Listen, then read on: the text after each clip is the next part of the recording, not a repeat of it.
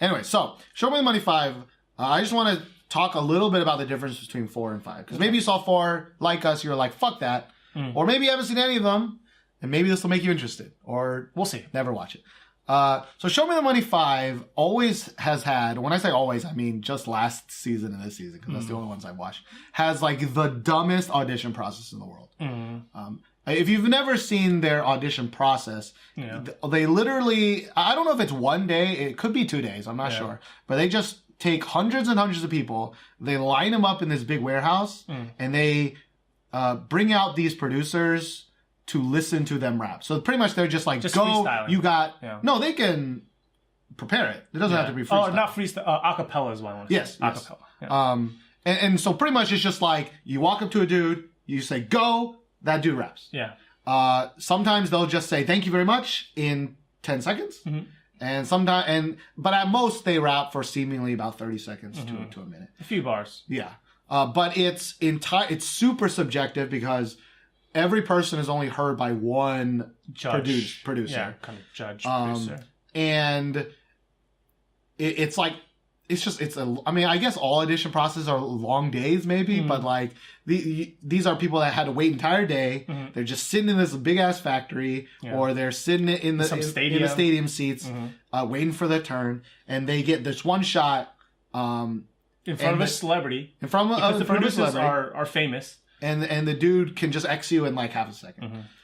And actually, I saw some clips of Show Me the Money 5, like during the first episode, like audition process, just because they were so like kind of ridiculous. Yeah. There's just one guy, I think I saw it on Instagram because, Doki is on Instagram and like, I ended up seeing it. And the guy basically, in my opinion, doesn't rap too bad. But then he swears a little bit and he's kind of really aggressive. And for Doki, it was just like, no, I'm done. Thanks. Yeah. And then the guy's like, whoa, why'd you X me? I thought I was doing a good job. And Doki's like, oh, I just don't like when people swear. Yeah, that was one of the biggest, like, what the fuck? Like, number one, maybe I'm not a huge Doki fan, but I never pictured Doki as a person who doesn't like swearing, but I could be wrong. I mean, I've never heard him swear. Partially because his songs aren't great, so I don't listen to them. Not particularly good. But yeah, it's things like that where it's like it's just subjective. So subjective, in such a small amount of time that I feel like it's so like you could be even the best person doesn't get like can't bring out the best, right? Yeah. I mean, maybe you can say that like, well, if he's the best person, he should have turned it on that day. And that's kind of true. But I think you need to make the conditions as good as you can, have multiple judges, like, but it's such a shotgun. Like they do it so fast because there's so many people that I find it very just dumb. I just find it dumb. But I mean, to kind of just not necessarily defend the producers, when you have like hundreds and hundreds and hundreds of people coming in, like maybe even thousands of people come in to audition for a show, like it's going to be really hard to have those judges like sit there for like an extended period of time because they have their own schedules and such. And I don't think there's really a better solution than what they're doing right now. Well, I think they should do what every other audition show does, which is, all of those like 8,000 people or 1 million people, they see like secondary producers, secondary people like American Idol, like K-pop stars. Yeah, they all get pre-screened, and then the best ones that are pre-screened audition for multiple judges. Like that's how America's Got Talent. That's how American Idol. That's how they all do it. Yeah. And I think that's just K-pop stars. That's how they all do it. I think that's a much better because not. Like, even American Idol, they don't really do this in Korea, but American Idol purposefully lets shitty people audition because it's fun and let's all laugh at the shitty people, right?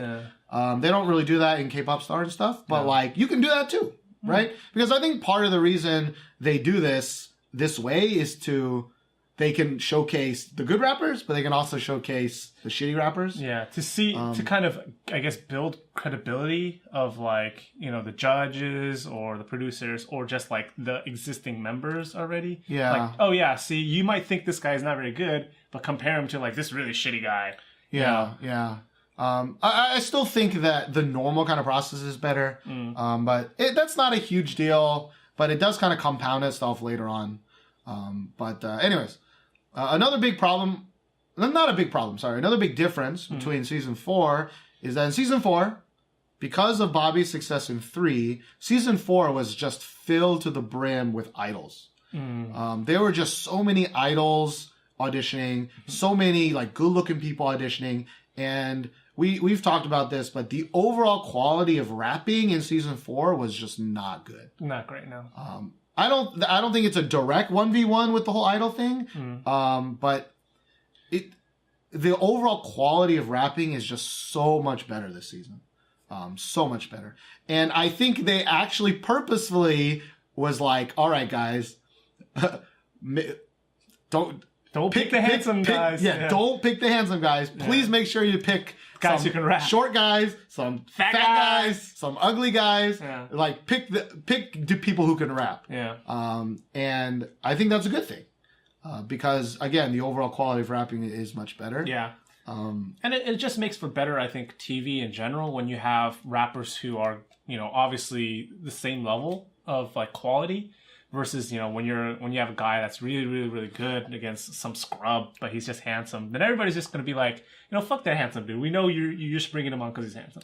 Yeah. Oh, and it became a big problem in season 4 because the second half of the show is all audience voted. And like the audience votes. Yeah, it's a popularity vote, and who's more popular usually? Handsome guy, right? And I think this season they did a much better job because in the end it actually came down to who's a better rapper rather than who used to be an idol and or who's a better looking dude. That still happened a little bit, but definitely way less than season 4, which made season 5 much better. I think another difference is the producers they chose this season. Because every season they choose like 4 pairs of producers. Yeah. Who are popular in their own right. They're kind of famous. Either they're, old producers or old longtime rappers or people who are, really popular and kind of the it rappers these days. But I think they got a really kind of a mixed bag of producers this season. Yeah, like last season I think they had really good people. Like they had... like Zico and Palo Alto, mainly Zico as judges. They had J Park and Loco. Yeah. They had Sonny and Verbal Gent. Yeah. And they had Tableau and Jinushan. Mostly Tableau. But I think those are all people that have done great things in the last 5 years. Right? Relevant. Yeah. Tableau's done very relevant things as a producer, right? Yeah. Sonny and Verbal Gent especially has done great things as a producer. Yeah. Obviously very famous names. J Park and Loco are not producers, but they've done great things with other producers. Yeah. And in the show, they got Gray and they got and I mean, what's that other dude? J Park is the half CEO of AOMG, so he kind of does know what he's doing. Right. Yeah. And of course, Zico is a really good producer. So I thought that last year's team was really good. This year's team was really interesting. Yeah. Because for very mixed bag. Yeah, for AOMG, they had Simon Dominic or Simon Dominic. And Gray. Mostly Gray. Simon Dominic, which I didn't even know. Josh had informed me that he is the other part CEO of AOMG. Yeah. Which is crazy to me because I don't think Simon Dominic has done anything relevant in the last whatever years. But he's got Gray, and that's good. Great. Because Gray makes good ass beats. YG had Zion.T and a dude named Kush. Yeah. Kush is an old school YG. He did a lot of the earlier YG stuff, like early Big Bang, early Taeyang. Was he part of YG family in that day? I'm not sure. Maybe. But again, the highlight of that team is, of course, Zion.T. Zion.T has done a lot of... Very famous producer as well as singer. Yeah. But weirdly enough, Zion.T is not a rapper, right? He also doesn't do that many rap songs. Kind of produces rap songs, He produces more kind of R&B-ish songs, if you even could call them that. Yeah, so that's I think in the beginning of the show, they mentioned that it's a little bit weird of a choice. But as we can tell later, he does some good stuff. Then, of course, there's Doki and The Quiet. Doki has been around for a while. But Doki and The Quiet are both rappers of Illionaire. Yeah. And Illionaire, we joke a lot about Doki and The Quiet, but Illionaire, I think, is very important in the scene of underground hip-hop. Yeah. But as relevant producers in the overall music genre in Korea, they haven't done anything in the longest. No. And I also think they have a very dated sound. Yeah. Not like Junusha and Tableau dated, but like kind of 2000s American rap. Yeah. Dated. Yeah. And then the last pairing is the weirdest one. The strangest. It's Gil, who is part of Lee-Sang, yeah. which, speaking of dated, and Mad Clown.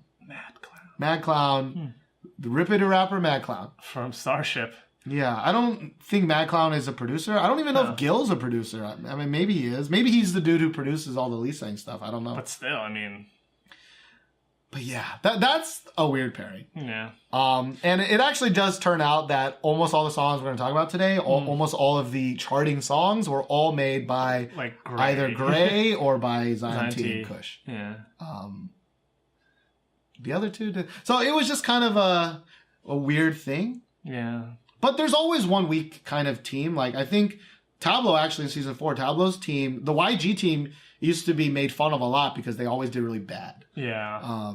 Because they have a very specific sound, like Tableau and Jin Yushan, they're very, very dated.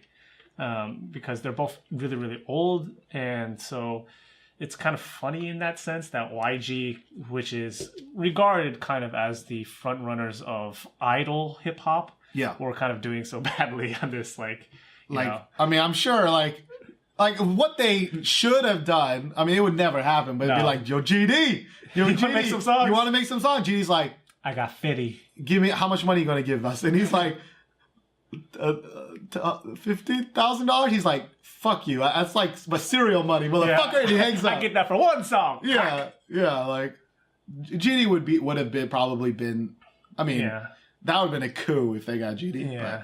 But, and you know, the thing is, I'm really surprised that AOMG still came on season 5, because in season 4 they kind of have a little bit of controversy. At least Jay Park did. Mm-hmm. He was really, really criticizing like the editing of season 4, and so for them to come out with like, I think, guns blazing with like, you know, Simon, Dominic, and Gray, which I think are really strong suits of AOMG, like it really kind of shows that okay, well, maybe they're not done with this show yet. So. I mean, you can criticize, but I'm sure they made a shit ton of money, and they got their names out there, right? So I think it works very well for them.